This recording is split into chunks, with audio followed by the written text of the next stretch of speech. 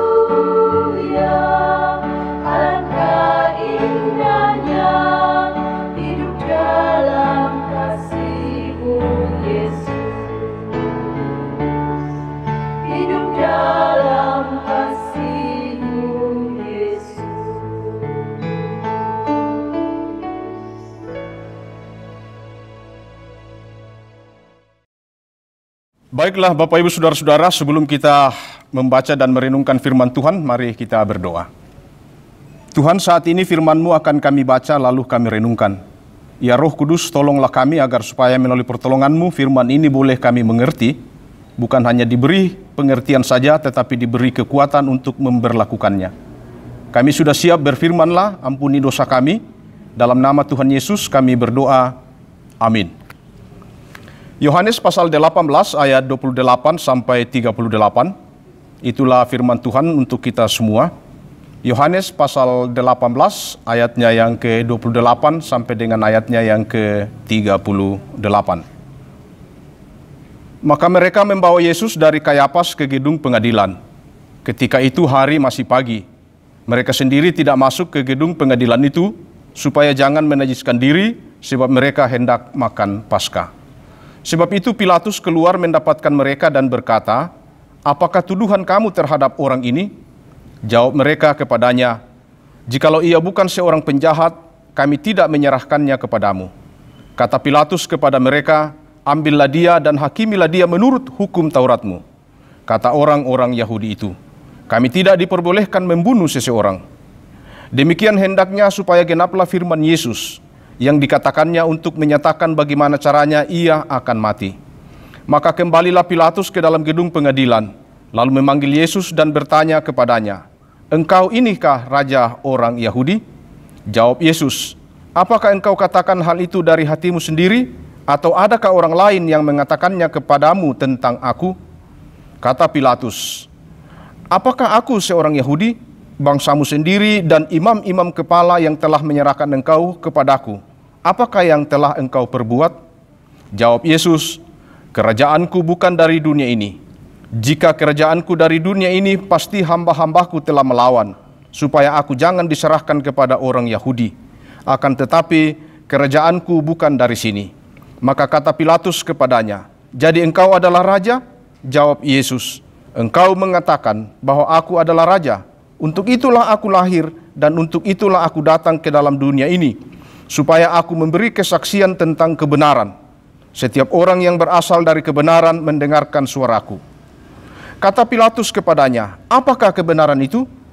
Sesudah mengatakan demikian, keluarlah Pilatus mendapatkan orang-orang Yahudi dan berkata kepada mereka, "Aku tidak mendapati kesalahan apapun padanya." Nah, demikian firman Tuhan ini, Bapak Ibu Saudara-saudara, berbahagialah setiap orang yang merindukan firman Tuhan. Ayat 38, kata Pilatus kepadanya, "Apa kebenaran itu?" Apakah kebenaran itu? Seperti apa kebenaran itu? Dan bagaimana kebenaran itu? Nah, saudara-saudara, pertanyaan ini adalah suatu yang sangat penting dalam kehidupan manusia. Dan karena sangat pentingnya, maka pertanyaan Pilatus ini menimbulkan diskusi dan perdebatan yang sangat luas dalam kehidupan manusia sejak dulu sampai sekarang. Saudara-saudara, sepanjang sejarah banyak pemimpin agama yang datang dan pergi. Namun, tidak seorang pun di antara mereka yang berani menyatakan diri sebagai kebenaran, yang kemudian membuktikannya dengan pola hidupnya dan ajarannya, terkhusus pengampunan, kematian, dan kebangkitannya dari antara orang mati. Banyak orang di sepanjang sejarah telah mengakui dan percaya bahwa kehidupan Yesus, ajarannya, firman-Nya, kebangkitannya adalah bukti-bukti yang meyakinkan bahwa Dia dapat dipercaya dan menyimpulkan bahwa mengenal kebenaran harus dimulai dengan memiliki hubungan pribadi dengan Kristus. Memiliki hubungan pribadi dengan Yesus untuk dapat mengenal seperti apa itu kebenaran. Nah, saudara-saudara, bagaimana faktanya dalam kehidupan kita sekarang ini? Bagaimana kejadiannya, bagaimana faktanya tentang klaim-klaim kebenaran itu? Saudara-saudara, setiap pribadi, setiap golongan memiliki klaim tersendiri mengenai kebenaran. Sama juga dengan agama, mengklaim kebenaran, masing-masing agama itu mengklaim tentang kebenaran. Namun anehnya saudara-saudara, semakin mengklaim kebenaran itu, justru konflik semakin semarak di mana-mana. Anehnya saudara-saudara, semakin menganggap diri sebagai yang paling benar, justru mengatasnamakan kebenaran itu untuk menghalangi orang untuk beribadah, melarang orang untuk mendirikan rumah ibadahnya, membunuh orang atas nama kebenaran, menghabisi orang dengan restu atau atas nama kebenaran. Aneh sekali saudara-saudara, aneh dan aneh klaim-klaim seperti itu. Saudara-saudara, ketika setiap penganut kebenaran itu berkonflik, kira-kira siapa yang diuntungkan atau siapa yang bersorak gembira? Saudara-saudara, ketika klaim penganut kebenaran itu menghalangi sesamanya untuk beribadah dan melarang sesamanya untuk mendirikan rumah ibadahnya, kira-kira siapakah yang akan bersuka cita? Saudara-saudara, ketika atas nama kebenaran atau atas nama restu kebenaran agama, pembunuhan manusia terjadi, siapakah yang bergembira?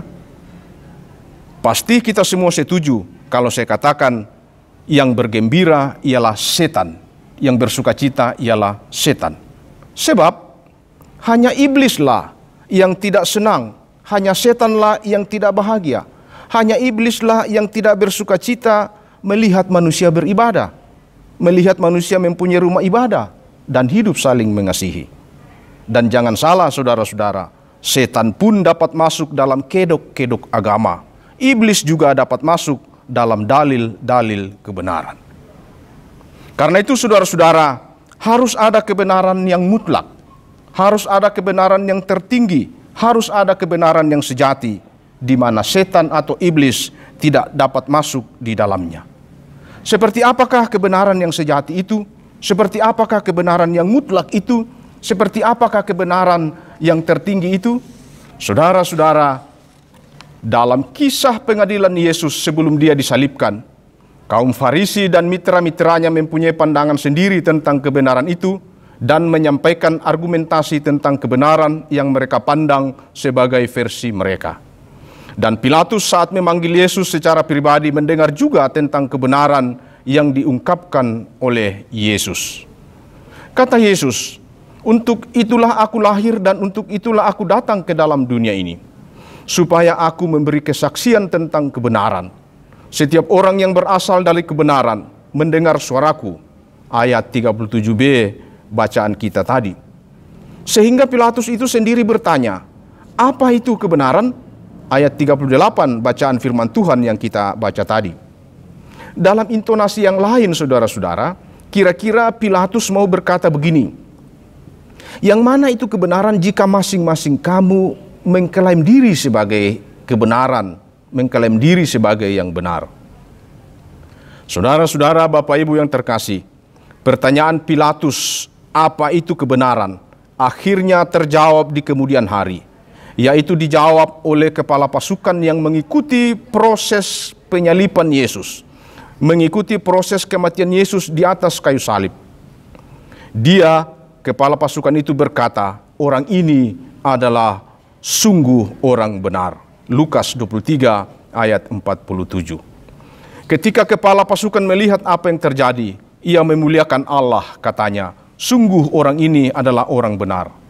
Ketika kepala pasukan melihat apa yang terjadi, ia memuliakan Allah dan berkata, sungguh orang ini tidak bersalah. Saudara-saudara, Bapak Ibu yang terkasih, mengapa kepala pasukan menyebut Yesus sebagai orang yang benar? Jawabnya saudara-saudara, sebab dia melihat dengan kepalanya sendiri kualitas kerendahan hati yang melumpuhkan bahkan mematikan kecenderungan arogansi dan kesombongan. Kepala pasukan itu melihat kualitas pengampunan yang melumpuhkan bahkan mematikan kecenderungan untuk membalas dendam.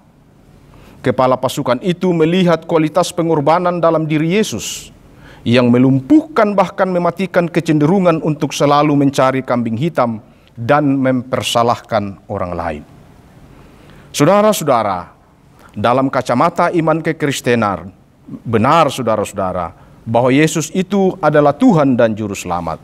Dan juga saudara-saudara, kekristenan mengajarkan serta mengakui bahwa Allah itu Maha Kuasa. Tetapi kemahakuasaan Allah itu tidak terlihat dari arogansinya, tetapi terlihat dari kerendahan hatinya. Benar saudara-saudara, memang Allah itu Maha Kuasa, tetapi kemahakuasaan Allah tidak terlihat dari kemarahan, kebencian dan balas dendam, tetapi terlihat dari pengampunannya. Benar saudara-saudara bahwa Allah itu Maha Kuasa, tetapi kemahakuasaannya tidak terlihat dari main kuasa, tetapi terlihat dari kerelaannya untuk berkorban demi cinta, demi cintanya yang luar biasa kepada manusia. Itulah sebabnya saudara-saudara, siapapun kita, suku apapun kita, agama apapun kita, entah kita seorang penatua, diaken, pendeta, PPGT, PWGT, PKB, sekolah minggu, atau apapun sebutannya. Kalau perjuangan dan pemberitaan kita tentang kebenaran tidak dilandasi atau tidak disemangati dengan kerendahan hati, oleh pengampunan, oleh simpati dan empati, oleh kerelaan untuk berkorban, maka pemberitaan dan perjuangan itu, saudara-saudara, bisa saja dirasuki oleh setan. Artinya, kebenaran akan menjadi sungguh-sungguh kebenaran kalau kebenaran itu sendiri disertai dengan kerendahan hati, pengampunan, bersimpati dan berempati, serta kerelaan untuk berkorban. Karena itu saudara-saudara, janganlah sampai pemberitaan dan perjuangan kita tentang kebenaran justru membuat kita tidak rendah hati, justru membuat kita semakin arogan dan semakin penuh dengan kesombongan. Janganlah sampai pemberitaan dan perjuangan kita saudara-saudara tentang kebenaran justru membuat kita semakin sulit untuk mengampuni orang lain dan terjebak dalam upaya selalu membalas dendam, merasa senang menceritakan keburukan orang lain, merasa bersukacita ketika menceritakan tentang dosa-dosa orang lain. Saudara-saudara, janganlah sampai pemberitaan dan perjuangan kita tentang kebenaran justru membuat kita gampang lari dari tanggung jawab dan hanya selalu mencari kambing hitam atas persoalan-persoalan yang sedang kita alami. Siap kalah dan siap menang hanya slogan, tapi tidak dibuktikan. Sekali lagi saudara-saudara, kebenaran akan menjadi kebenaran tertinggi, kebenaran sejati, kebenaran mutlak kalau di dalam kebenaran itu ada kualitas kerendahan hati, ada kualitas pengampunan, ada kualitas simpati dan empati, serta ada kualitas kerelaan untuk berkorban. Bukan justru menghalangi orang untuk beribadah, melarang sesama untuk mendirikan rumah ibadah, dan membantai sesama dengan mengatasnamakan kebenaran atau agama. Saudara-saudara, Bapak Ibu yang terkasih, memang betul bahwa pertanyaan yang paling penting dalam kehidupan kita adalah apa kebenaran itu? Dan Yesus menjawab dengan tegas. Yesus berkata dalam Yohanes 14 ayat 6, "Akulah jalan dan kebenaran dan hidup. Tidak ada seorang pun yang datang kepada Bapa kalau tidak melalui aku." Karena itulah penting sekali untuk merenungkan dan mengaminkan. Mengenal Kristus berarti mengenal kebenaran. Sekali lagi, mengenal Kristus berarti mengenal kebenaran. Amin. Satu lagu dari PWGT.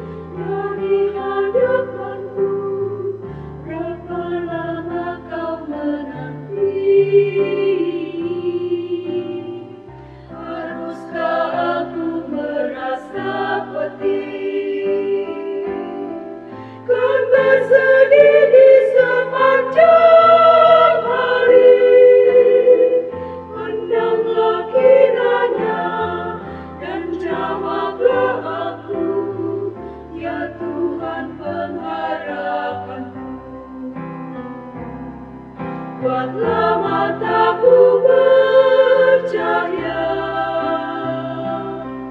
supaya janganlah ku tertidur dan lelah.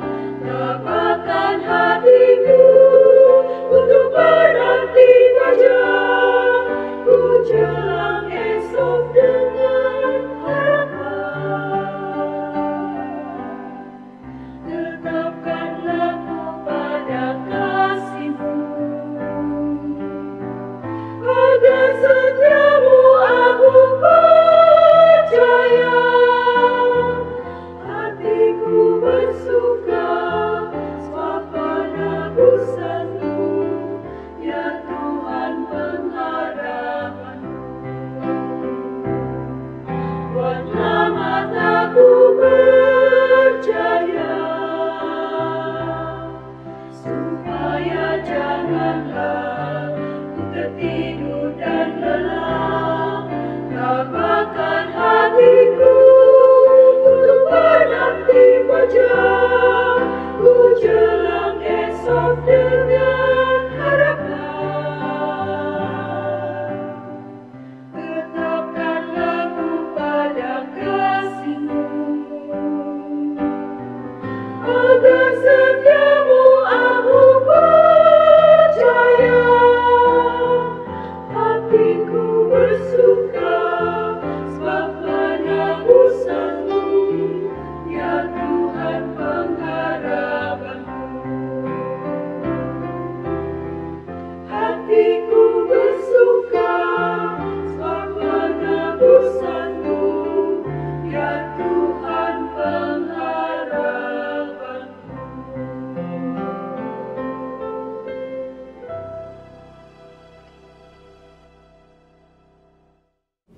Saudara-saudara, mari kita berdoa. Tuhan, terima kasih sate yang kami sudah buat, kiranya ini berbau harum di hadapan-Mu. Terima kasih kami sudah boleh mendengar dan merenungkan firman-Mu. Kiranya melalui pertolongan Roh Kudus, firman ini menjadi kekuatan dan hidup di tengah-tengah kami. Terima kasih lagu yang sudah boleh dikumandangkan oleh ibu-ibu, kiranya ini juga berkenan di hadapan-Mu. Pelihara kehidupan kami selanjutnya Tuhan, lebih khusus dalam memberitakan dan memperjuangkan kebenaran itu, agar supaya betul-betul kebenaran itu berdiri, ada di dalam diri Yesus Kristus. Berkati kehidupan kami melalui rumah tangga kami masing-masing, bersama dengan pasangan hidup kami, bersama dengan anak-anak dan cucu kami. Pekerjaan kami, usaha kami, kegiatan kami, Tuhan berkati supaya berbuah dengan baik. Ya Allah, ya Tuhan kami, berkati gereja-Mu, lebih khusus gereja Toraja, lebih khusus lagi gereja dalam lingkup pelayanan wilayah 4 gereja Toraja. Berkati pengurus wilayah 4 agar supaya selalu baik adanya. Tuhan pimpin kami, berkati bangsa kami, negara kami, pemerintah kami, negeri yang Tuhan anugerahkan ini. Persoalan corona ini terus-menerus kami mohon restu-Mu untuk kiranya kami diberi jalan keluar. Sebab hanya melalui restu-Mu lah kami kuat menghadapi persoalan corona ini dan diberi jalan keluar oleh kasih dan pimpinan Tuhan sendiri. Demikian doa kami, ampuni salah dosa kami. Dalam nama Tuhan Yesus kami berdoa. Amin. Demikian Bapak Ibu Saudara-saudara, salam sehat, selamat semangat dari Gereja Toraja Galaksi Klasis Pulau Jawa. Salam doa.